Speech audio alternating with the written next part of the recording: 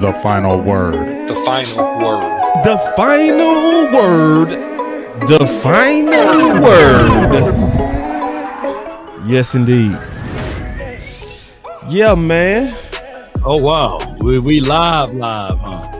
We live like... Okay. You 95 at 2 degree. The final word. Yeah. Not that many tests, man. I already did the test. Oh, okay. Yeah, so we in there, dog. So 2 days down. Right. Week 1. Are we selectively passive or selectively aggressive? I think we are. The final word. Wait a minute. You got it in there twice. Selectively passive or selectively passive. I would say this though. I think selectively we are passive aggressive. Then come on with it. Final word. Let me correct that. Bro. The final word. They got that. Hey, everybody understand what we saying though. Yeah, it seemed like I took a shot at them on purpose. It was by accident. I just corrected it. Let's look at it real quick. Okay. The final word. The So- final word. The final word. Let me get this out the way. Final word. This is The how it final began. word. The final word. All right, The final that was the word. very start of free agency. The final This is us word. right now. Okay. I need to update that Hoffman. Hoffman. Ugh. Come on. Yeah. So, They're not gonna like me today though. You know. what you mean? Final word. I think we've been doing calculative, aggressive, selectively. You know, selectively, calculative, aggressive. You know, Yeah. and when we look at it and let all of the emotions go through, people gonna see. Oh, okay. Cowboys were wise to not do that. You know what I'm saying? Yeah. Yeah, it's wise not to do that. Okay, we should have done that, but man, not at that price. You know. That's One of what's been those. going on lately. That's, if we being honest, that's been like J. Lou for 10 million. Yeah. A APY, that's a lot for J. Lou, and we like J. Lou. The final word. But come on, man. Yeah. Not to take away from Lou though, you know. Yeah, and that still might be a deal as long as he make the plays, right? Right. So, yeah, I mean, it's early, right? The It's final 2 word. days in, The final word. but at the same time, The final I fully word. understand The final the word. impatience from the fans. I get The it. final word. I get it. The final word. And I ain't got no Yeah. problem with it. The final I think we need it. word. Yeah. And I like this part of it. When you're talking about like 2 of the signers that we signed were 2 of the former first round draft picks. Exactly. So The final you can't word. really get mad at those particular signings because on one end, I'll save it for when I get on the screen. How about that? Save that, because that's a perfect segue. Yeah, because I want to talk about that too. We on the same page on that, big dog. Okay. Perfect. Okay. Like brothers on that. So, Wait. you know, it's, yeah, we got to explain this thing. It's not as bad as what people think, honestly. Yeah. Yeah. So let's get it.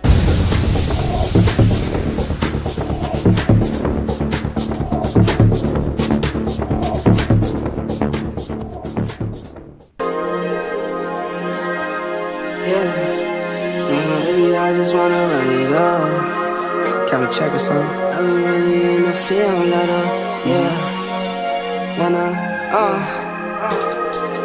I've been really in the field, let her rush, I let her feel. Lately, I just wanna run it up. Don't need no deals, I make the deal. Half a ticket to a meal. Lately, I just wanna run it up. Yeah. Count a check or something. Lately, I just wanna run it up.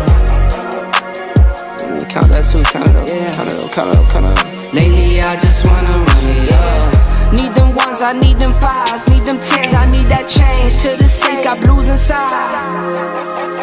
Greens and pinks, it's all the same. I still save and roll my change. Take some losses when I play, charge it to the game.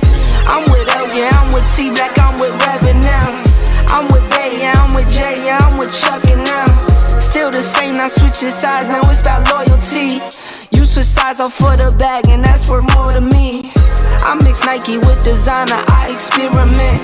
You just rock what's on the shelf, and I'm not feeling it.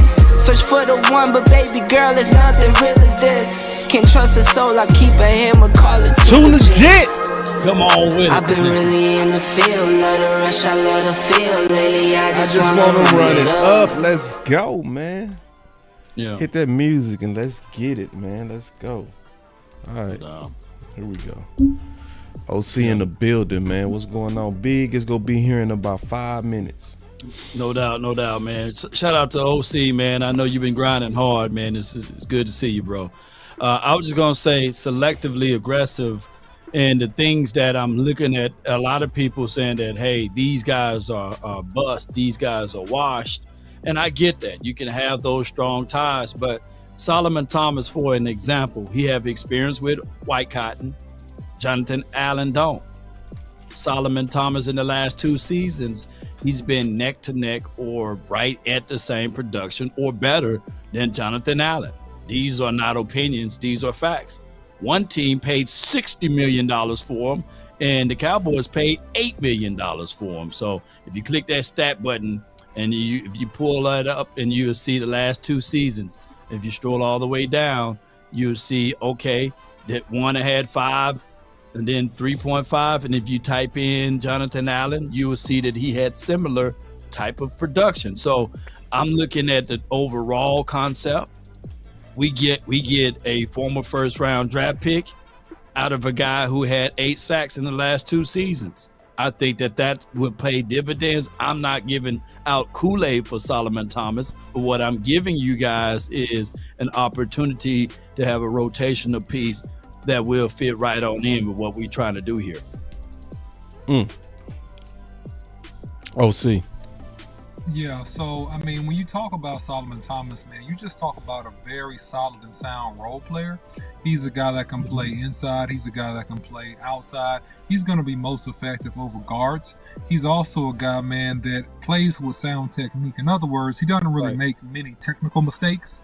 He's a guy that does what he's supposed to do, and he is where he's supposed to be. And if you're slipping and you're not sounding your technique, you lunge at him, you do anything like that, then hey, he'll get you, man. He'll make some plays on you, man. So I think this is a really good rotational pick for the Dallas Cowboys. I think that it helps them give Osa a solid backup and give a little bit of much needed depth on this defensive line in particular. So I think that this will be good. Right. Yeah. And I looked at his tape. So, and that was good what you talked about with that has to do with his coach, right? His former coach. So, when your coach come from the Jets, right, and then you end up over at the Jets, likely you had some say in that. You know what I mean?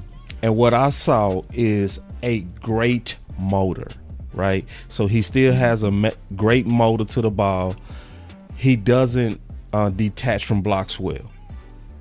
That would be a downside, but he he's going to give you effort, but he's not playing up to what he was drafted to be. Facts. He's not playing up to what he was drafted to be. But this is a sound, solid whole field. Right? It's not. This is. So let's play this game. Is this passive aggressive or selective aggressive? What would you say, Law? They selectively aggressively use that because they're going to use to their advantage. Hey, he was a former first round draft pick, and we took a flyer at him. He had 4 sacks, 3.5 sacks last season. I don't know who was Osa backup last season. Now I can tell you he didn't have that production. Probably Golson. And Ghostin definitely is not a 3-tech. He's more of an edge guy, right? So I know he didn't have 3.5, but coming from the interior. So you're looking at that aspect of it. So I'll call that selectively aggressive. That's not a move that we go pour up the Kool-Aid and drink champagne bottles, but it's a move that now we got 1-2 punches, whereas Osa can wear him down and then Solomon can get in there and finish up the duties. OC, selectively aggressive or passive aggressive? I think that this is a passive aggressive move that looks like selectively aggressive, because you're selling that he's a first round pick, but this guy's in his 9th year, man. He's on the tail end of his career. His hips are stiffening up, man. He don't have that wiggle, not as much as he did when he first came in the league, because he's older, right? And he's a guy that's played a whole bunch of football games. So this is a good, solid pickup for rotational purposes, right? But this is a depth pickup. This does not, no offense to Solomon, this doesn't really solve the issue of defensive tackle or nose tackle at all. This is a complementary rotational piece, and you got to do more. That's what I think. I was going to say selective aggressive until you spoke, OC. Damn. Until you spoke. I think you said it perfect, bro. You talked me right out of selective aggressive. I ain't gonna lie. And if I talked, I would be just repeating what you just said. Yeah. What do you think, bro? What do you think? Yeah. I still think it's an overall upgrade of the 3-tech as a unit. As a unit. For sure. Unit. But, if I'm judging just him, this was passive. No, you said it best. This was selectively aggressive. No, it's passively aggressive with a sell of selective aggressive. Perfectly said. Yeah. And if I can go ahead. Mm-hmm. No, just real quick, Law, 20 seconds. So, look, I made a video about why the Cowboys should sign Grady Jarrett. I made that video, and then Grady Jarrett was signed before we could even put it out there. He got signed with the Bears for 3 years, $43.5 million. That would have been selectively aggressive. That would have been responsibly aggressive to get a guy with his pedigree of 2-time Pro Bowler, still at the end of his career, and a guy that is stronger at the point, that's going to hustle, that's going to make more plays for you.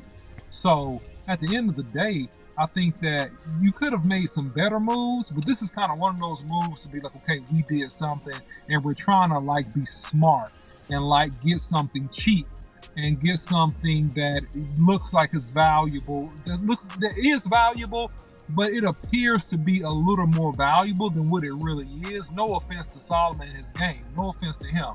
I think that the Cowboys could have done more, and they should have done a little bit more the first day, and they could have got a better D tackle had they wanted to pony up a little bit more cash. Sorry, Long, go ahead. No, you are right, but I'm gonna push back on the aspect of doing a little bit more day one or even week one, because you overspend, and that is what we don't want them to do. What I really like what they're doing now is putting a little bit something in their stomachs before they go grocery shopping. And these are just appetizers. If you look across the board of who all we assign, like a Javonte Williams, that doesn't stop you from drafting the running back. Solomon, that doesn't stop you from drafting a 3-tech or a 1-tech. And then if you look at the Payton Turner kid, an edge rusher with high upside and potentials, that don't stop you from still going in this drafting an edge rusher. So we go into this draft now with a clear conscience. And on top of that, we're not on empty belly. So that's why I say that these moves are selectively due to the fact that now when we go into the draft, we don't have to worry about scrambling and scraping for players. We already have something in our stomachs. Law, can I push back to your pushback respectfully to the Godfather? Very, very respectfully. Law, these are role players, though. None of these guys are starters, right? And shout out to the pickup from U of H, man, alumni. You know what I mean? Defensive end. Hey, I ain't gonna talk bad, right? And some people say he's a bust, right? I'm not gonna call him a bust, but I'm gonna say he's not what what they expected him to be. He's gonna give his best game was against the Atlanta Falcons last year, and he's a guy that's a long, strong guy. He's a guy that's strong at the point. He can disengage. He's like a run stopping defensive end, right? He'll make a play if you mess up, Payton Turner. But if you set up on him correctly and you're taking care of your business in terms of your feet and your hands, man, that dude is pretty much blocked because he doesn't have twitch and he doesn't have hip bend to turn corners like that. Not just naturally, right? And I'm not saying he can't improve. He's young enough where he can improve. And so my contention is this, and this is just my desire, Law. I'm not saying, nobody got to listen to me. Hey, I'm just giving an opinion. But I'm saying this, you could have got starters. You could have signed a couple of like bona fide starters. That takes the burden off of your draft if you get a starter. Right now, you gave me some fill-in pieces, which thank you. I'll take something that's better than nothing. But you could actually went out here and got a freaking starter or two. And that's just a thought. Yeah, but when you name the starters and you look back at what other teams paid, like for example, paying that much money for those guys, and you still have a chance to take a look at Sam Williams. You still drafted a guy who's relatively was in the earlier rounds out of a Marshawn Nealon. Carl Lawson said that he wants to be back. So you add Payton Turner into the mix. Those are things that only God can give you, being 6'6", 270 pounds, right? And got the highest upside, because we all know that the Saints since 2021 been dog water, right? So it's not like the Saints been a winning organization. So and they beat us last season, but by them being where they are at and knowingly now that the Cowboys got a chance to get their hands on a guy that's from your alum, this could all work out because of change of scenery and a change of attitude. And then you got to spice and add in the fact that you got Micah Parsons, who's by far one of your most notorious edge rushers, that these guys, if they hang out with each other and start learning and picking up traits, man, this could be a real good thing. But you're right. Peyton as long and lengthy as he is, how in the world he only depends on a bull rush on the outside? Come on. What they doing over there at y'all school, man? What they teaching over there, bro? All right, man. I got some stuff on him that's gonna make everybody feel a lot better. I'm gonna be honest with you. Look, go ahead. No, go. Yeah, you go ahead. Go ahead. No, you go ahead. I'm sitting back. I know what I'm getting ready to say. I got my clip. Look, listen. He showed some good hand upside, right? For sure. Yeah. And he can be a lot better, right? And it's not my school, it's the Saints, man. He's been in the league for years. Oh, the Saints. Right? Okay, so, Saints. The Saints, right? He been in the league. He was drafted by them. That wasn't UH, right? They drafted him on potential, and they didn't get the most out of him, right? So it's a combination of him, but it's also a combination of that coaching staff. And the only thing that I'm going is just saying this, man. How good has our player development been, where we develop guys that were underperforming and we sign them on a 1 or 2 year deal, and they come in here and they are just simply phenomenal and they're great players, right? I don't know the ratio of that, but that's something worth noting, because right now we're betting on player development and we're betting on guys that we have that got potential. It's like we're kind of in a similar situation to, it's a I don't know situation, and it's no sure things. And it's not many sure things, let me say that. And I just kind of just feel strange about that. Go ahead, boss. I gotta jump in, God dog. Get on in there. Come on. So this is the real, y'all. So in the Boss Cowboy Guide from 2022, this is what I said. Chief Operating Officer Stephen Jones' reputation also hints in the early part of the 2022 offseason. Ever since it became apparent that Stephen Jones inherited more power within the Dallas Cowboys organization, it also became evident that he developed his team building philosophy, and we all know what it is. So hold on real quick. I said astute Cowboy fans could quickly tell the world of Stephen Jones' team build philosophy. Say it all together. Build through the draft. Through the draft, yeah. Avoid week 1 premium free agents. Sign back as many guys as possible. And only shop for value free agents. This is the exact same thing. They just changed the name. They had a name called All In, then they changed it to Selective Aggressive. It's the same thing. But it's early. It's early though. Moving earlier it's now. early. And it's some good in it too. But I just I want everybody to know it's the same. You know what I'm saying? Yeah, it's the same. And this is my problem with it. Mm-hmm. If you said that you was going to look at the person that just won a Super Bowl, I looked at the rosters of the Philly teams that made it to the Super Bowl. This is the funny thing. They do exactly like Dallas. They fill holes with value free agents like Solomon, right? Yeah. Like Payton. They go get those former first. That's what they do. But this is the difference. It's one difference. They make at least one splash. That's the difference. Like so their splash in their first Super Bowl appearance about 6 years ago, whenever that was Jeffries. Yeah. Their splash this time was AJ. So and that's where they got the top free agent in free agency. The first time it was Jeffries, and the second time it was AJ, and then Saquon. Those are trade acquisitions, right? So we got to add that into it. Yeah. But I'm just saying that's the thing about me not being liking, because this is like you doing what you do. You build a good team, but this is not like get over the hump moves. I think we need an aggressive move in here.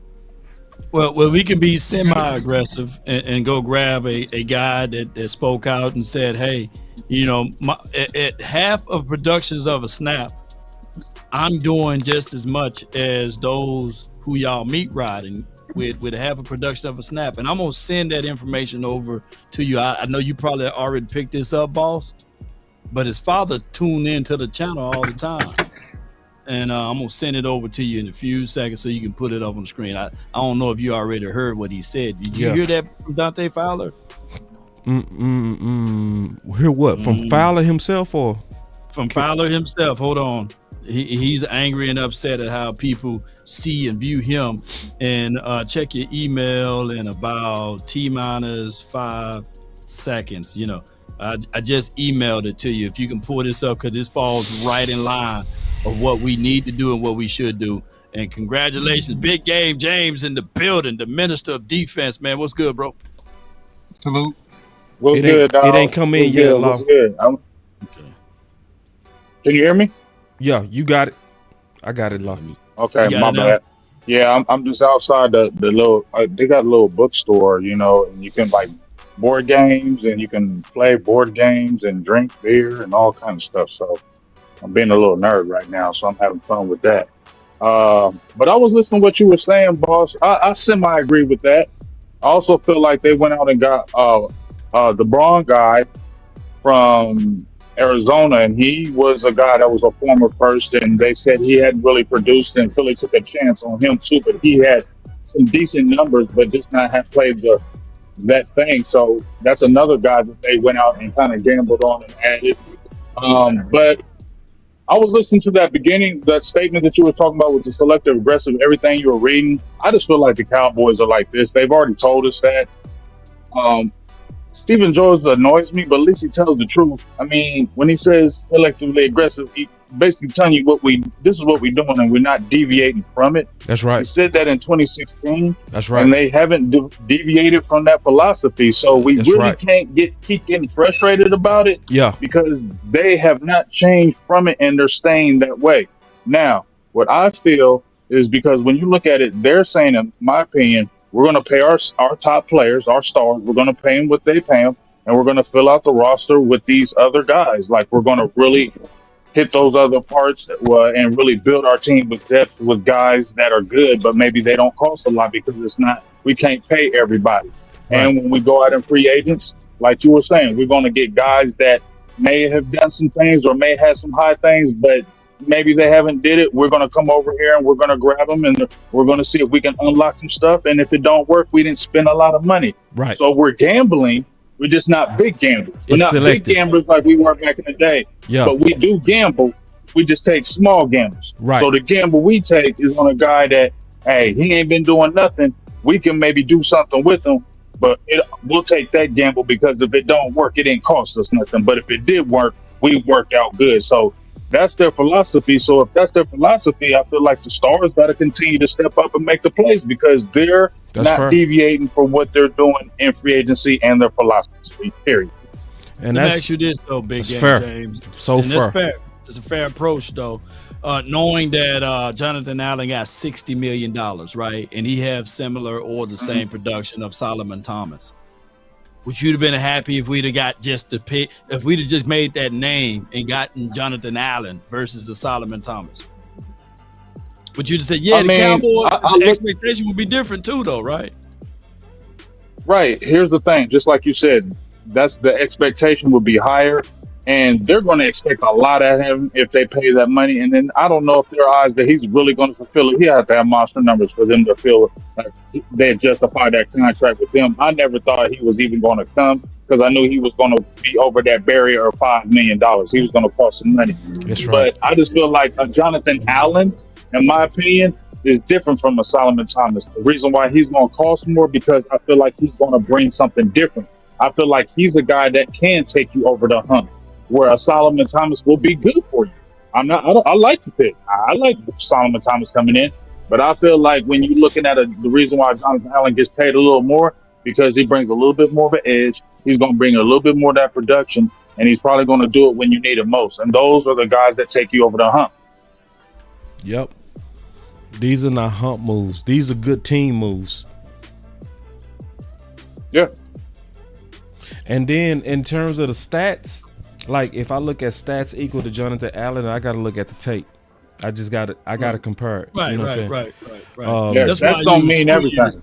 That's why I used 2 years instead of the one because Allen kind of changed up this past season. Oh, I was ahead of that one. I know you would have pulled it. But you know, upside Allen down. also Hey, wait a minute. Allen also had that injury too, though. Yeah, you know what I'm yeah, saying? true. Allen also had that injury, and he came back from that injury. That's what I looked at. That he came back from the injury because they said that was probably going to be season ending, but he came back and finished that season, and that's what I said. And you seen that rant what he had in 23 where he said, "I'm tired of losing. I want to win. You know, I'm not for this. You know, I'm not." And that made me want to get. That's the reason why I wanted to get him because I'm like, we need that type of attitude in the building where we don't accept this. We don't accept mediocre. We're not going to accept this because sometimes it just feels like I know the players don't accept it, but sometimes it just I look at them and it just doesn't seem like there's an uproar for this, continued fertility. You know what I mean? It's just kind of like when Dak was like, hey, yeah, we lost to Green Bay. Get over it. Hurts us more than it hurts y'all. Well, it didn't feel like you got over it. You know what I'm saying? So, Right. you know what I mean? So that's why I just be looking at, we just need some more dogs in the house, and we'll see what happens with these guys that they brought in. But I just feel like these guys are just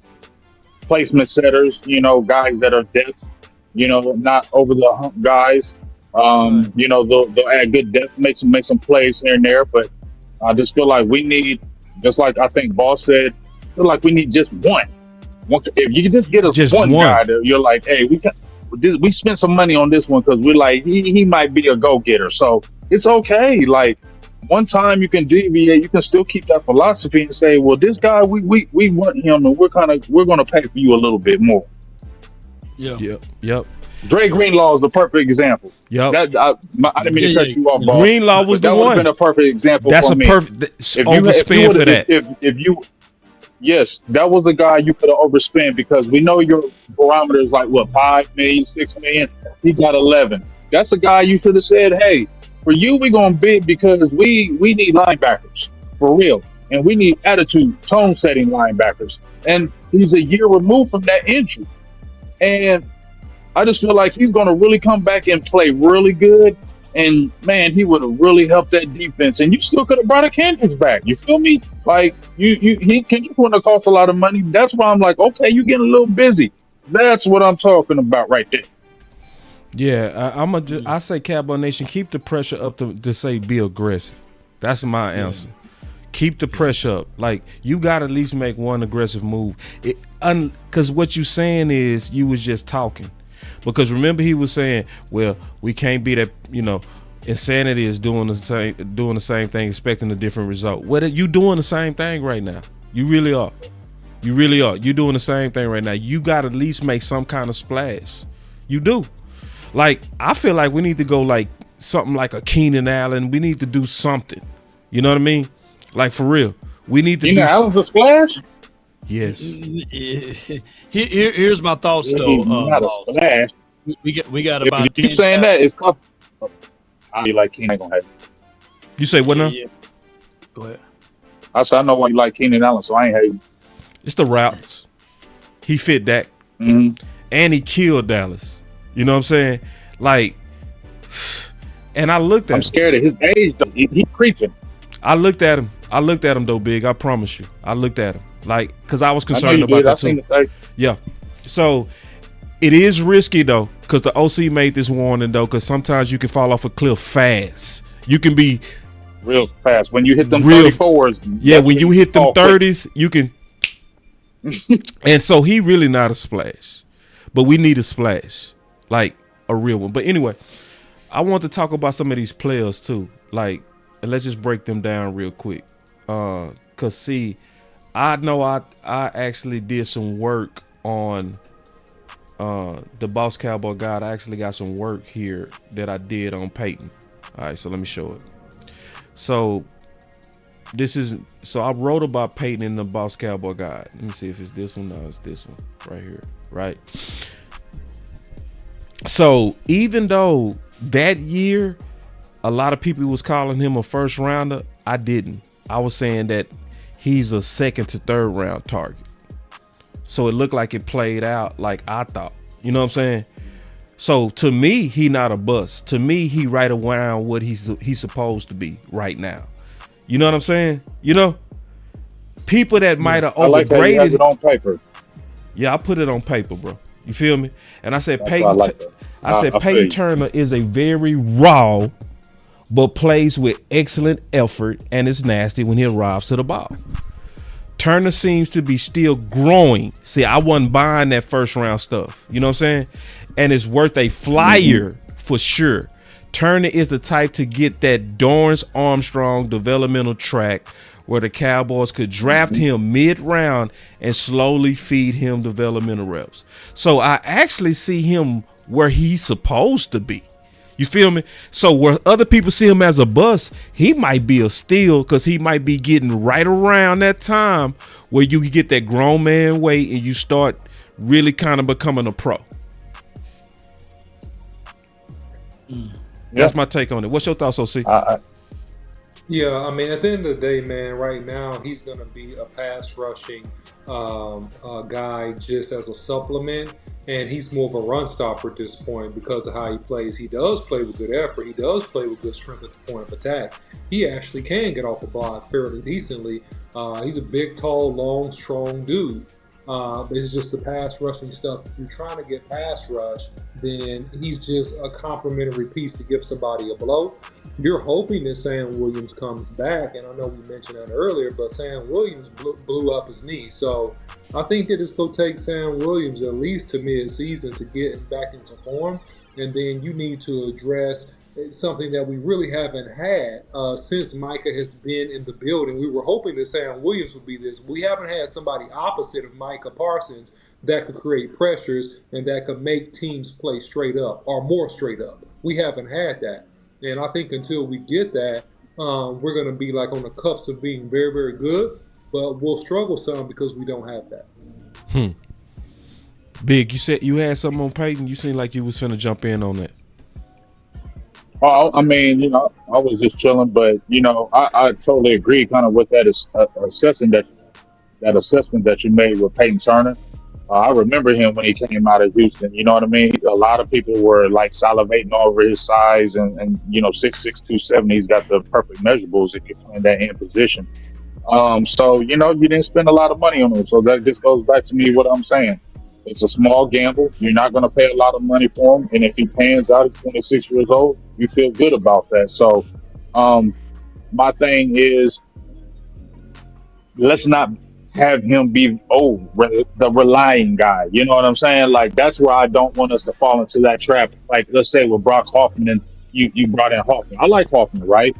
But But you still need a guard. You feel me? You get what I'm saying? Like Hoffman is good. Like I don't want you to just say, "Hey, we get a guy," and then you just say he's it, and we're not going for nobody else. I think you still need to look at that guard position because I'm still not sold on Hoffman 17 games. I like Hoffman. He's nasty, but I you're still right. gonna touch up that guard position. Yeah, yeah. All And right. I'm This gonna whole show is echo. about to get turned upside down. This Well, whole I'm gonna show is about echo. to get All right. turned I'm gonna echo what upside Big down. Game All right. James said. You know, even though you want to give Brock Hoffman his flowers now, but you want to also make sure that the road to being a starter is not easy. So that's why they brought in a Robert Jones, somebody who's 30 pounds heavier than him at guard that can move, got better feet in certain situations. So now that you do that, then you making it uncomfortable. TJ Bash. Remember, keep in mind, this is a brand new staff. So there's no sponsors in the building. So Brock Hoffman got to start all over with a clean sheet of paper. None of what he did last year rolls over to this season. Everybody would be looked at from a new or a different perspective. And to piggyback off of what you said about Payton Turner, yes, the high upside with natural skill set and ability, that's good. But even him, he's coming into a new room, whereas he got to outperform Marshawn Nealon, Sam Williams, Tyrus Wheat. So I like this. And then whoever they draft in the draft. So this is what I like to see. Everybody starting over with a clean sheet of paper. Man, I think it's a lot that's go ride on Sam Williams. It's a lot, just see, because he got injured at the right time. He did. He got injured at the beginning of training camp. And what I like is I like how everybody that got injured at the beginning of training camp came back strong, So Overshawn came back strong. Diggs finally came back. Like he had a re-injury, but when he played, except for his tackling earlier, I ain't had no problems with him, And then John Stevens looked like before he had a re-injury that he was not laboring, So if he come back, he could be, because he looked good, like physique wise. Like before he hurt that ACL, he looked like, man, I'm trying to get that bag. I was go predict 10 sacks out of him. What's y'all thoughts on Sam Williams with Payton? I was too, but the thing is, now it's like a box of chocolates. You don't know what you're gonna get. You don't. That's know right. Where That's Sam true. is gonna be, and you can't anticipate a guy coming back to his previous form off a torn ACL.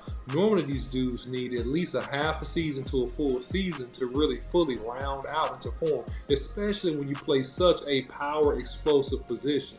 I mean, yeah, he's 260. He's a hoss. He runs a 4.4, 4.5. But he's going against 330 or 40 pound dudes that's going to lay on him. And they going to put a whole bunch of pressure on that ACL. And I just think that, man, it's a little bit, it's not a shot in the dark, but it's very risky business. But the Cowboys like to do this because they got Micah Parsons. So they can do this kind of stuff where you don't solidify that other opposite when you have a chance to do. A guy that has proven sack productivity will be the best thing that the Cowboys could do. But to keep it interesting, we'll just keep talking about this. It depends on his off season. What's your thoughts of Sam Williams with Payton, Law? I think that I think Payton is going to push Sam. Sam is going to push Payton. I think that this doesn't stop us from drafting an edge rusher. If James Pierce is there, then you be like, But this also includes, like, we now have the ability to really see what these guys can do, and let's not sleep on Marshawn Nealon. So something is about to happen. I hope that they hurry up and pay Parsons. But at the end of the day, I think that this is going to just elevate both of those boys on the edge there. Big, obviously, Convante Turpin got his today. So what does that mean, I guess, to the draft? Or I would also then just ask you just a general question. What's your thoughts on the Dallas Cowboys actually signing Turpin? Yeah, brainer. I mean, but also, just from my perspective, I don't think anybody was putting a second round. I just don't believe that.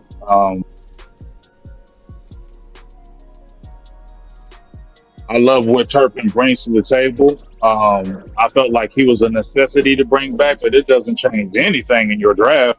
This doesn't change a damn thing in your draft. You better still go out there and get a receiver or two if you can get one later. You feel me? So I think that explosive returner you need, and that's the guy you can sprinkle in as a receiver, as a threat.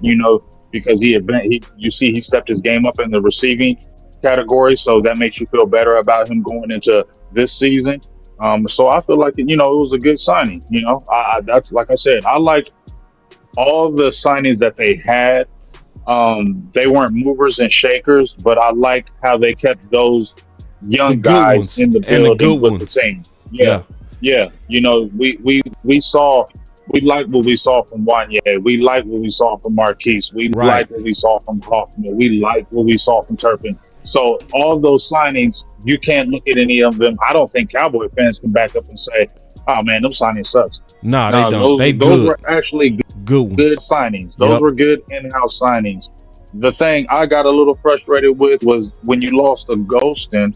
Okay, Chauncey Golston, I liked him because he was a good all-around player. He could play multiple positions for you. He was one of those all-around guys. I felt like you could have kept him and still got a Thomas. That's where I got a little frustrated because I feel like those guys equal each other out. You get what I'm saying? Why not add both of them? Because your defensive tackle room is still light. It's not a big defensive tackle room. So why not keep both of them? You know what I mean? You pay both of those guys, and then now you're feeling better because injuries happen in the NFL, especially on the front line. So you sign if you have an injury, you're still losing depth, right? So that's where I kind of like, you got to keep that depth if you want it. So I kind of didn't like they lost Chauncey, and you could have kept Chauncey and added Thomas both. Real quick. Mm. Payton upside or Chauncey development big. I'm gonna say Payton. Damn. I feel like So the Chauncey, reason why I don't asked feel that like because Chauncey- then that mean we got better. but If we, Peyton plays, but Peyton plays edge, don't he? yeah, he not as versatile. So and you got and Chauncey I think is more of an inside player. Chauncey's not more of an edge. Chauncey's more of an inside guy. He's more of your 3 tech, maybe your 5-4 or 5. He's more of those guys. Even in college, if you watched him outside, he was okay, but when they slid him inside, he was really good at Iowa. You know what I mean? Okay. So I feel like he doesn't have I think he has a ceiling, whereas maybe Turner doesn't have that ceiling, but I think Turner's more edge, so that's why I give the edge for more of the uptick. One more question, and this is for everybody. Chauncey, Peyton. No, Chauncey or Solomon. You saying pick between those two? Yeah, so we lost Chauncey, but did we get better with Solomon? I think we did because in the past 2 seasons, you're talking about he generated more sacks and pressures from the inside, whereas Chauncey didn't. And then on top of that, you got to understand, look at the money that they're paying APY for Chauncey, $6.5 million. That's a lot of money, $19 million overall. I was looking up for this news cap because we even going to get a comp pick for Chauncey in 2026. So I think that is a slam dunk of the reasons why to let Chauncey seek other things. I think we get a 7th round comp pick if I'm not mistaken, and I'll verify that with y'all in few. That's what I'm looking for right now. Yeah, please. And see, that's what I'm saying. It's not as bad. There as you go. we I think. found it right here, so I'm gonna send Okay. it to you in a few, bro. Go ahead. Okay, yeah. And OC, what's your thoughts? Like we lost Chauncey, right? But we gained Solomon and Peyton. Are we better? And I think it remains to be seen. I think that Chauncey, when he got snaps, he did pretty well for you. I think he didn't get a lot of tick. He didn't get enough snaps to really help have his full development. So he got money, and I forget, where did he go? I'm sorry, help me with Giants. Giants. We see him twice a year. Okay, yeah, thank you. So I'm thinking that as this guy gets more reps, he's gonna get better, because that's what I saw. When he got more reps, he got a little bit better. So I think Solomon is better short term because he is more productive short term. But I think over the next 2 to 4 years, it'll be Chauncey. But immediately, it's Solomon. But future, I think it will be Golson. That's my opinion. So if you're concerned about 2025, we did better. We did better. Yeah. Yeah. So Yeah, I texted to you. Well, I emailed it to you, boss. You should see it in a few. Okay. And then I also want to talk about a couple of more things that you sent to me, Law. So this right here, obviously. Yes, indeed. He states, I played half of the snaps and got the same stats as people y'all be meat riding on. Make it make sense. For real, for real. I'm tired of this SHI. And you can put the T on there if you want to. Yeah. Yeah, I think that, he had 11 sacks last season. He's very productive with the Washington team. I think that if the Cowboys want to really slam dunk this and get ready and be prepared for the draft, just pick up the phone and call Fowler and bring him back for a cup of coffee. And I wouldn't look at any other edge rusher until we get out of the draft. I think that would complete our edge rushing room. And you don't, like I say, you can never have too many edge rushers, but I think Fowler will be that missing piece, and he would have snake venom for the Washington team twice a year too. What's y'all thoughts on Fowler, man? Like, I gotta hear this. Yeah. Be good. I mean, I've always liked Fowler. I liked him when he was over. I loved him when he came over here. I thought he would be a good player and a piece. So I've always been down for Fowler. But all I'm saying is keep the eye open for Carl Lawson too. Either one of those two, because I felt like Carl Lawson played very well in a short time here, and he had like 5.5 sacks in part-time duty. And Carl Lawson was a very productive player at Cincinnati, and he was a productive player at the Jets too. He just had injury issues. You get what I'm saying? Much like Fowler. I'm cool with. I still would get an edge and maybe not get one early. But you were talking about the Sam Williams things. I just want to give a quick thought on that. With Sam Williams, I feel like it's up to him. The sky. I feel like the sky's the limit with him when he wants to put it together. But I feel like he should look at it like this is his last opportunity and this is his last chance with this organization. If he wants to be that guy, he's got to come in like, this is my last year of my deal. You got to come in with that mindset. I'm playing for a contract. I need to go crazy, because much like you, boss, I thought he was going to be the breakout player this year before the injury. I was thinking a 10-sack season because he was teasing us in part-time duty. We were all frustrated with him because of his penalties and undisciplined. But I also think it was him wanting to chop at the bend, and he made that known that he wanted to play more. So he has the talent. He got the talent. If he puts it together, if he puts it together, that's what we're all waiting for. If he can put it together, because we saw the production. If he puts it together, we need him, because we've been wanting him to be the guy that was opposite of Parsons. That's what he was drafted for, like to be the opposite of him. So I mean, they gotta figure that out. It's them two, because I wanted him in the draft. Because that was the thing. Sam Williams, Michael Parsons. We saw it. We saw it in part-time duty what it could be. But it's up to him, and I hope the staff gives him a fair chance to really show what he can do. And he really needs to show what he can do and be very disciplined and come in here very serious. Ooh, man, you killed that. I feel everything you just said on that. Everything. If Sam Williams come in like he came in last year, bro, he gonna go crazy. And it's that vision of what you said that was so exciting. A freak on the other side of Michael Parsons. Yeah, man. I think that, look, the thing with Sam Williams, if he's healthy, I don't know. I hope he is. He's a Pro Bowler waiting to happen. But in relation to Fowler, I do think you should go get Fowler because he actually fits the profile of what you want. I think you can get Fowler in here without breaking the bank. You can get him in here on a 2-year deal, right? Just give him about $10 to $15 million worth of guarantees. I think you might be able to get it. So this guy's a lunch pail mentality, man. He really is a super underrated pass rusher, man. He's super productive. He's been super productive for the time he's been on the field. For every year he's been in the league when he's got playtime. So, man, the dude is good, man. He knows what he's doing, man. He's a really good player. I would love if we pick him back up if the Cowboys want to bring him back. I'm gonna say this, man, and I'm disappointed at Dallas with Fowler. I'm gonna just be frank. I'm disappointed, man. You already had Fowler at a deal and you never gave him the reps that he deserved and earned. You know, you never did it. You got a chance to get him back. Why have you not closed Fowler? Fowler wants to be in Dallas. Yeah, Fowler wants to be in Dallas. This is one of them that make me, I'm being honest, not trust them.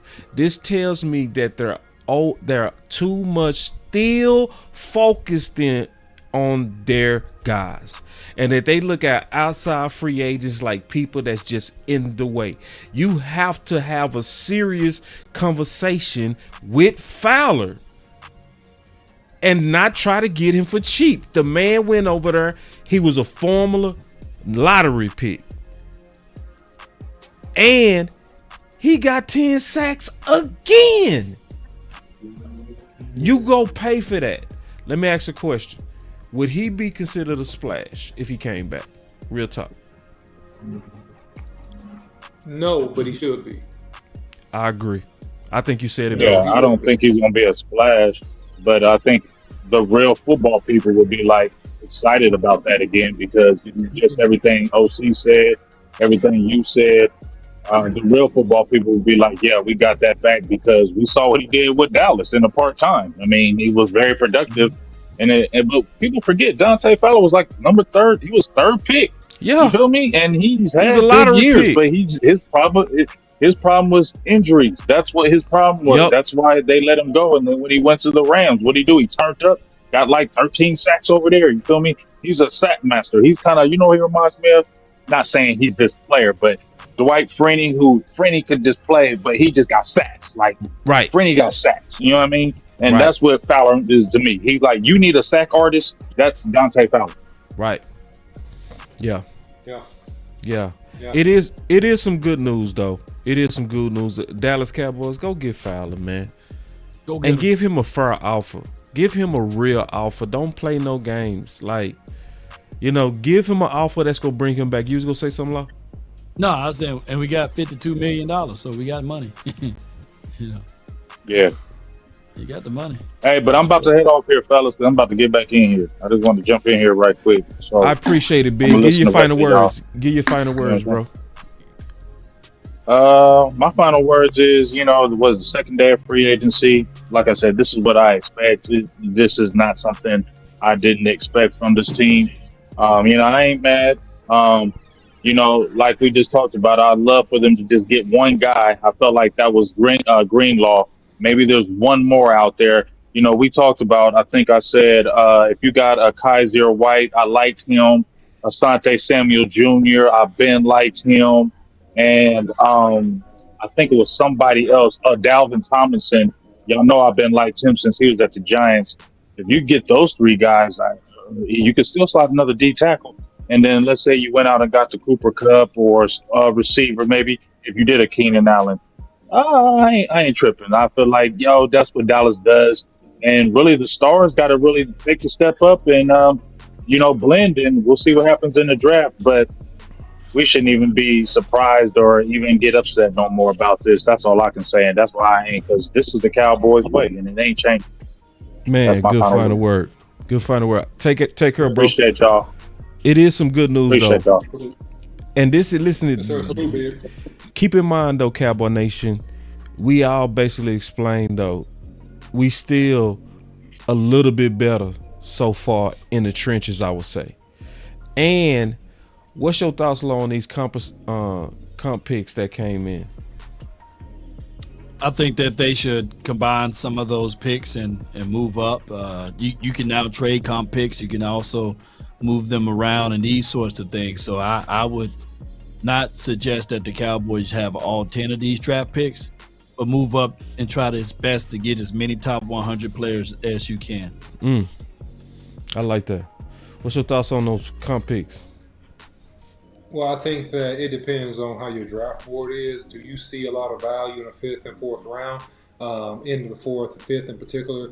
And I think that typically you still have really good players in the 5th round. You have guys that were overlooked because of this, that, or the third, injury, personal history, or just people just missing the scouting evaluation. So I think you can get really, really good value, but I still think this depends on what the Cowboys do in this free agent run, and then that will let me know if they need to package a couple of these picks and move up, like Law said. Now, I've been waiting all day to ask this question, and I want to only ask it on the final word. I've been waiting all day to ask this question. In last year's draft, where would Ted be drafted? Well, who? Ted, the receiver out of Arizona. I'm starting with you. Okay. Last year's draft. Think about who was in last year's draft. Neighbors, Thomas. Right. Yeah. So he's not in front of those boys. No. And then old boy out of Ohio State. Yeah, I think he would have been drafted anywhere between 20 and the end of the first round, probably. That's what I think. Near the end of the first round. Thomas was at the bottom. Thomas at the bottom. Yeah, I still think with his skill set, probably Thomas was a probably pick before us. I get it, but I still think he still would have been near the end of the first round, maybe the top of the second, but near the end of the first round, somewhere in there. That's my opinion. What's your opinion, La? What's your opinion? No, because you know I'm going somewhere with this. Yeah. I think he would have drafted right before that Ladd kid that went to the Chargers. I forgot his name. Ladd Mc something. He's nice, though, but I think he would have been right in that area right there. So at the tip of the first round, right at the tip of the second round. At the end, That's what I'm thinking. Yep. All right, come on. What you think? You've been waiting. Would y'all put him over old boy from Florida State? I can't remember his name. Receiver from Florida State. Can't remember. I'm forgetting his name. I know who somebody. He went to Buffalo. Oh yeah, Keon Coleman. Yeah. Would you have put him over Keon? Yeah, I think I like Ted a little bit better than Keon Coleman. Yeah. Okay. I think they're almost equal. Yeah. Where Keon Coleman go? I think he went to the second round, I believe.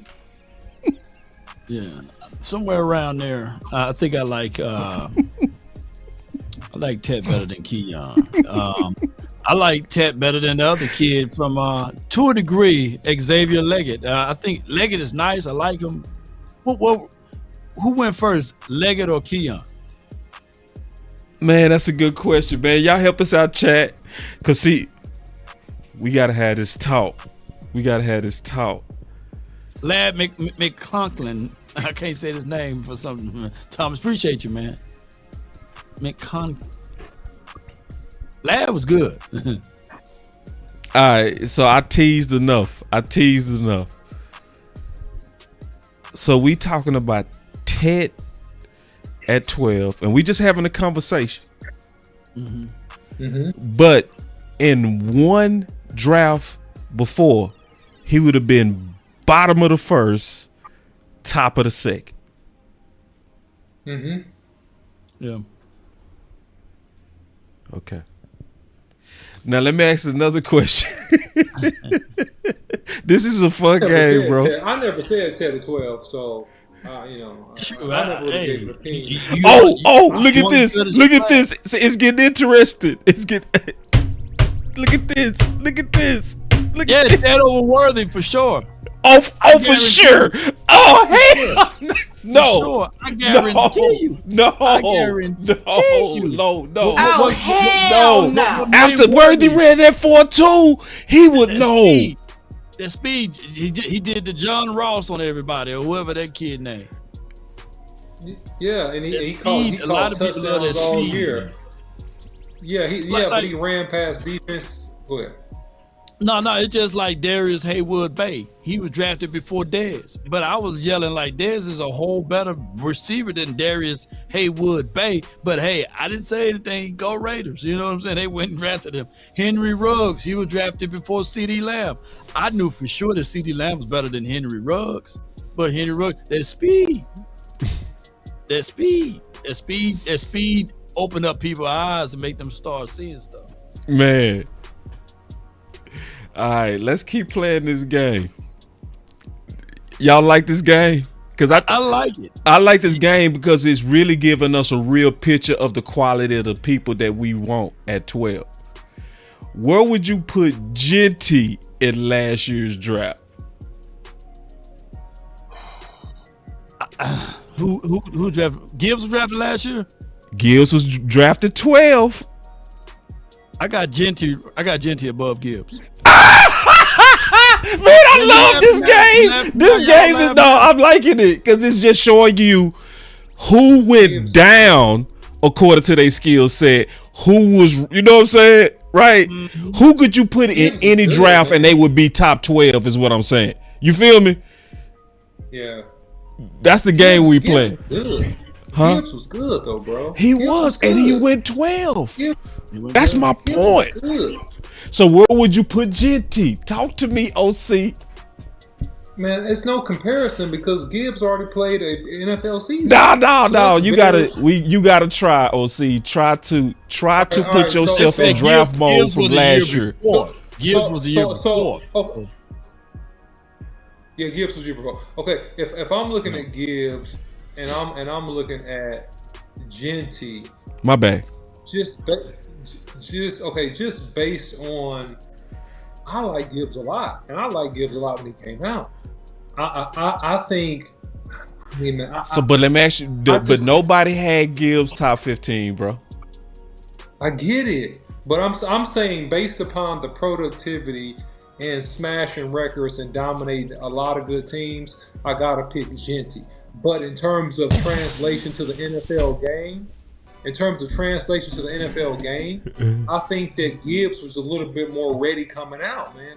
That's my answer. But it's a tough one. It's very tough because of the productivity of Genty and how good he played versus a lot of great teams. But then you look at Gibbs and you see the boy, you see his skill set, and the boy is nice, man. So to me, they're very close. I'm gonna say that. I'm gonna settle on that answer. I think they're close.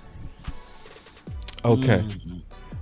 Let's keep playing. We gonna only do a few more of these, just a few more of these. I never would have picked Ted at 12 though, by the way, and I want to just say that clearly. Damn!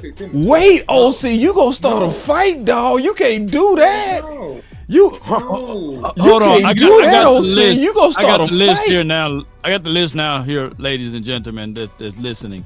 Jonathan Brooks, Jalen Wright, Trey Benson, and Marshawn Lord. Those were the running backs last season. Gibbs wasn't in this one. Yeah, so that was 2 years ago. 2 years ago was Gibbs. So clearly, Genty would have been Genty. Shoot, Omarion Hampton would have been probably before these boys. Jonathan Brooks was coming out from an injury. You know. I agree with that. Yeah. I agree. Yeah. All right. I'm finna play a real good game with y'all now. Just a couple of more. Just us to think through this. All right, here we go. Because this is, to me, a value game. Like, okay, this is about, like, player value. OC. Yeah. In last year's super deep draft at tackle, where would Will Campbell be? He would have been right up there. just because he's so long and he's so strong. And he's a rare guy that has enough upper and lower body strength that he can play with a high seat, meaning that he can play well without extreme knee bend. At least he's got away with that in college. I think he'll have to get a little bit more bendy on the next level, just because the speed will be greater and the skill set will be greater. But I think that, man, he's right in there with like Sims. He's right in there with those guys that got picked around where Sims got picked. He's right in the mix with those guys. He really is. Yeah. I've seen Simmons, and I like Simmons a lot. Somebody say, have I seen Simmons? But you got to give me a number, though, bro. Not right up there. Because they had 11 first-round graded tackles. I think he's anywhere between 8 and 15. Ain't that amazing? He's you see why this game is important? Now, in this draft, he top 2. In last year's draft, he would have been 8 to 10, bro. Yeah, 8 to 15. Yeah. He's not a Joe Alt, you know what I'm saying? Yeah, no. Yeah. No. But he's good. But how did Fasciano do? How did Fasciano do this year? You know, yeah, that's a good question. I don't know. Yeah. Yeah. It's somebody say, Boss is about to try to sell some Tyler Booker Kool-Aid. Oh, that's the angle you going, Tyler Booker. Oh, that's what you setting up, bro. He on you. Oh, I see where you going. You trying to hook me? It ain't hook me. It's value. It's value, and we look. That's what we looking at. I just not can pick up what you doing, bro. All right, one more. Oh my gosh, boy. Yeah. Y'all better think quick with this, Boss. You understand? You better keep your head. Where would Kelvin now? Be honest now. Be honest. Don't lie, OC. I need you to come tell the truth. I need you and Law to tell the truth. He's over there with Amir's Mims. Law. That's why you a dog. Yeah. Where's Kevin Banks in last year's draft? I think that, to be honest with you, man. Let me say this respectfully to Kelvin Banks. I think he's a good player. If you ever hear this, man, I think he's a good player, man. I think that he's a talented guy. He's a good guy, man. I mean, he does a lot of things well. But in terms of translation, skill set, power, I think this dude's better than him. And if he was in last year's draft, he's going anywhere between 21 and the end of the first. He's probably ended up going, because Tyler Guyton slipped into the first round, which I think you could have got him in mid-second. I think this guy probably ends up near the end of the first round. I agree. Last year, he ends up, because there was so many great tackles. These guys that are 6'7", 340, 6'6", 340, and move. I mean, just Kelvin is good, man. I like him. Like I was 6'4" when I played in college, right? I'm still 6'4" now. But look, I'm considered small at this point. Like, at my playing weight, I would be considered small. So he's almost like average weight. And it's just, you got monsters with just so much more power and pop than he got. And that's why he goes to the end of the first. And see, my boy say, Boss think he's slick. Nah, it's not that. It's about, in my opinion, what's a way to get people to see it the way you see it? That's all. You feel me? Because when you ask the right questions, right, in my mind, I'm like, are we taking Ted at 12? But in reality, in last year's draft, we all pretty much agreed he would be bottom of the first, top of the second. But the guys that we knew had the exceptional talent, they still stayed at the top, didn't they? You see what I'm saying? That's my point. And so, and it was just an exercise just to ask questions comparing players, not where they're going in this draft. It's about, we're trying to look at the player. That's all. Yeah. So, and I was doing something. I was leading up to Tyler Booker. I was. Yeah. I was. What's your thoughts on him though? Like break him down. Tyler Booker, man. And use the tape too if you got tape, Paul. I gotta, because he SEC tape. I don't want no That's copyright what- issues. You know what I mean? Oh yeah. Yeah, they've been snapping this year, bro. I'm like, God, dog, y'all got to share a little bit so we can so we can actually do, some work here. But break them down from your thought track, and I'll be all open ears. Yeah. So Tyler Booker was somebody that I got high on being in the black, right? So let me explain the black to everybody. So what I do every offseason, and it's hard to do, is I intentionally stay away from everybody's opinion, right? Until I look at all the candidates myself, and I'll be finished looking at all the candidates this week. And then I rank them. And then once I do that, I come out and see what everybody else is saying. And I do that because that prevents me from being swayed, Right. and it keeps me pure. The downside of that is stuff like missing out on stuff like Vach, right, on the draft show. I wish I could have watched that the whole way through, but I had to stay true to my process. So I said all that to say Tyler Booker was somebody just based on my evaluation of his physicality, the way that he finished, the way that he was almost perfect on pass pro, and the way that he played against big games and big opponents. I saw Tyler Smith with less strength, but meaner. So with a guy like that, and my comp on Tyler Booker is a little bit less than Nelson, and if you a little bit less than Nelson, are you the type of guard that you don't even see but once every 6 years? His type of talent, to me, is the type of talent that's top 15 talent every year.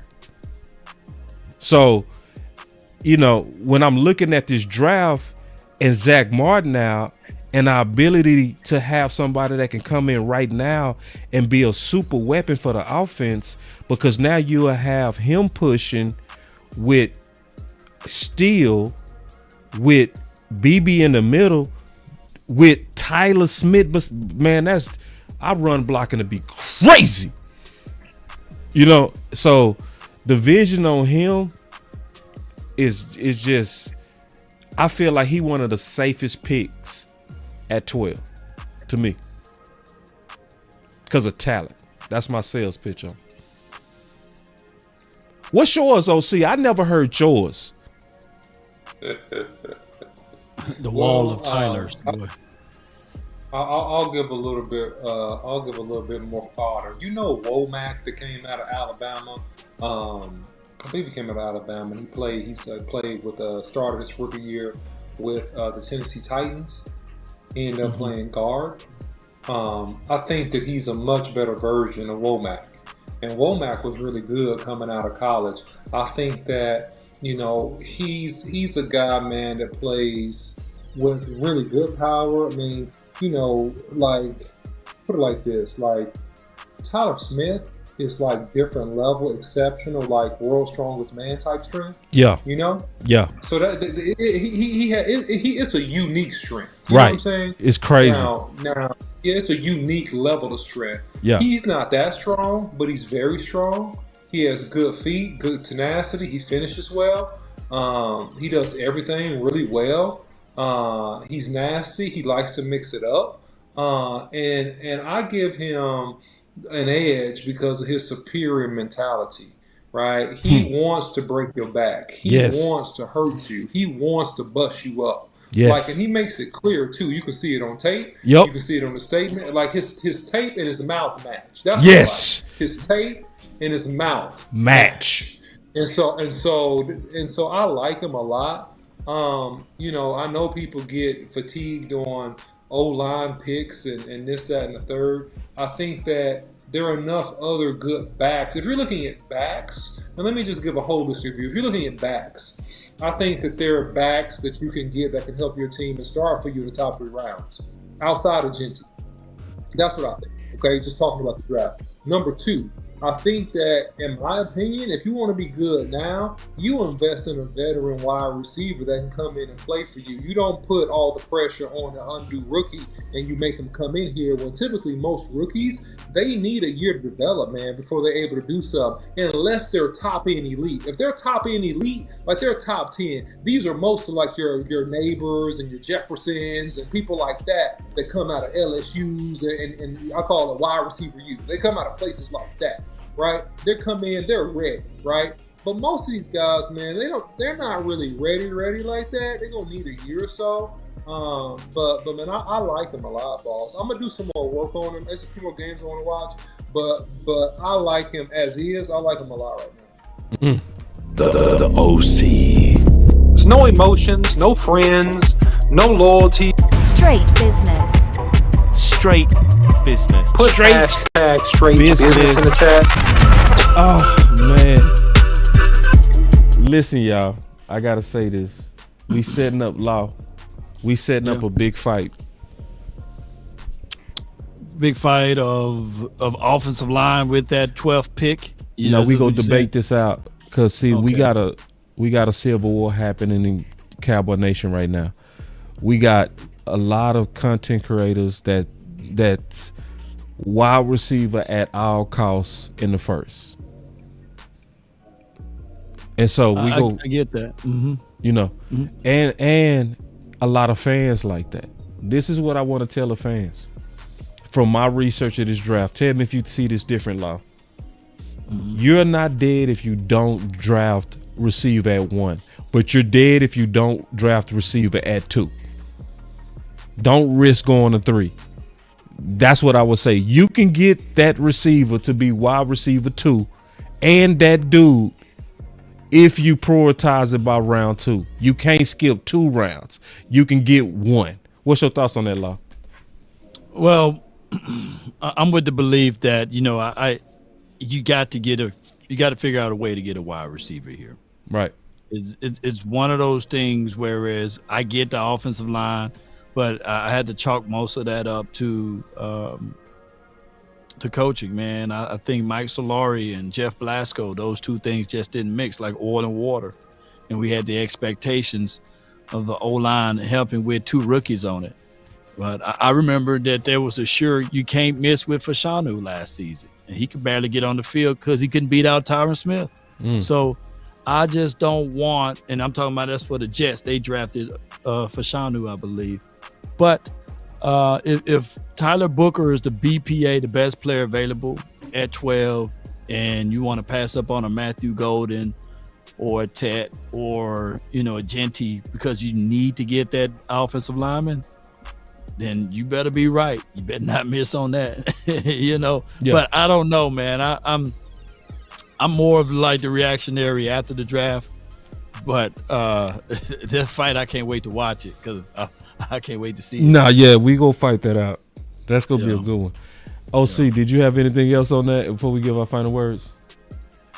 No, man. I'll save my stuff for later, man. I share enough right now. Yeah, you don't want to give out them bullets, boy. That's what I'm talking about, man. That dude shady, boy. Do you know OC is coming to kill y'all? I told you. I was honest. I said, hey, I gave a preview of that stuff. I think that I will say this. I think there are several picks that make sense at 12 for the Cowboys. And I think this is specific to your team, and this is specific for need, man. But I think there's several picks that make sense, and I think that Booker is one of those picks that would make sense depending upon the execution of your game plan with your next 2 picks. And that's key.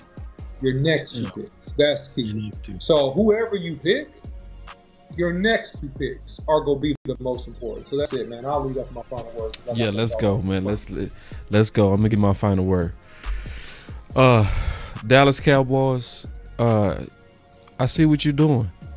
And it's not that bad. Like, I'm one of them people that can see that y'all able to build pretty competitive teams with the way that you do it.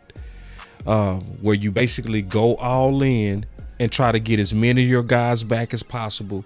The first 2 days of free agency is showing that you right on that trend. And you also on that same trend of focusing on what I used to call marshals or former greats. You're doing that. You went and got 2 value guys that was former first. You also doing a great job, Dallas Cowboys, at getting the right guys back. Turpin is the right guy back. Osa is the right guy back. Don't fool yourself. You know, that's some good ones we got back. Okay, Wanye, Bell, those are the right ones back.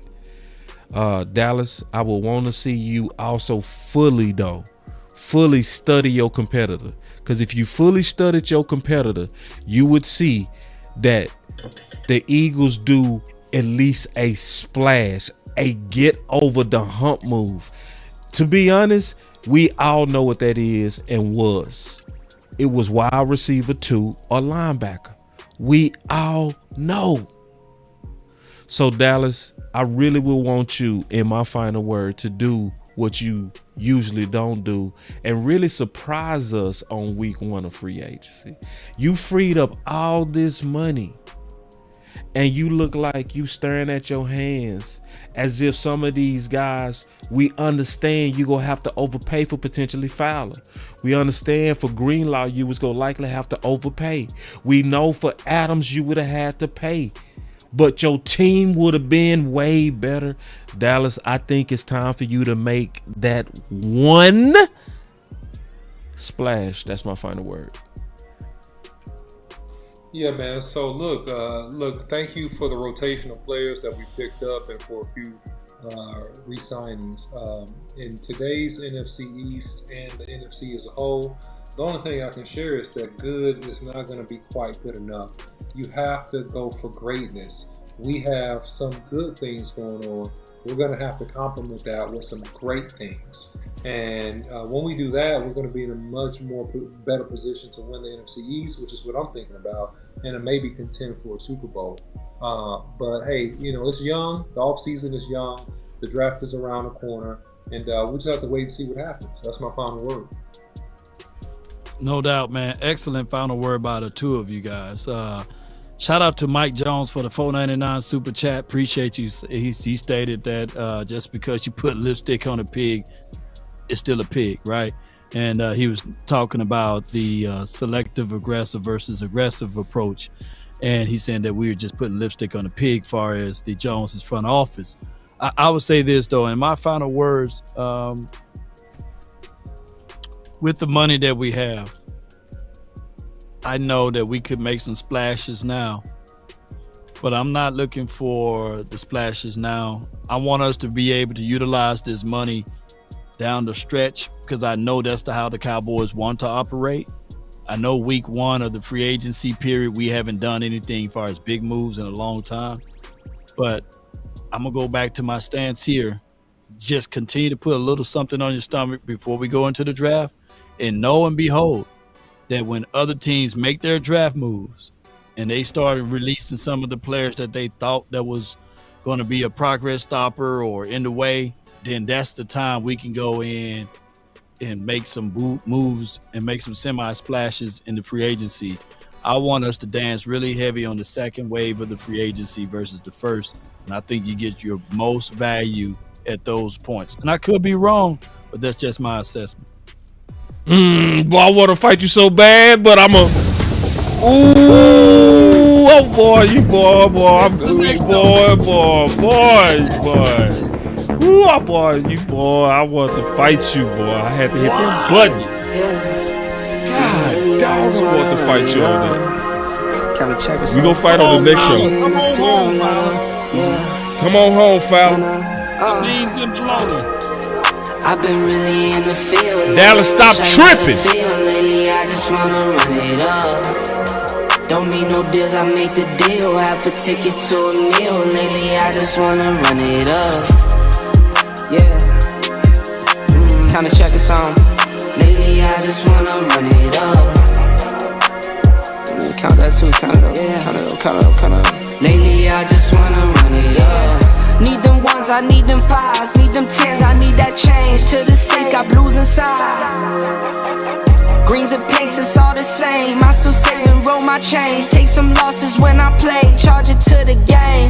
I'm with L, yeah, I'm with T Black, I'm with Reverend now. I'm with Bay, yeah, I'm with Jay, yeah, I'm with Chuck and now. Still the same, not switching sides, now it's about loyalty. You switch sides off for the bag, and that's worth more to me.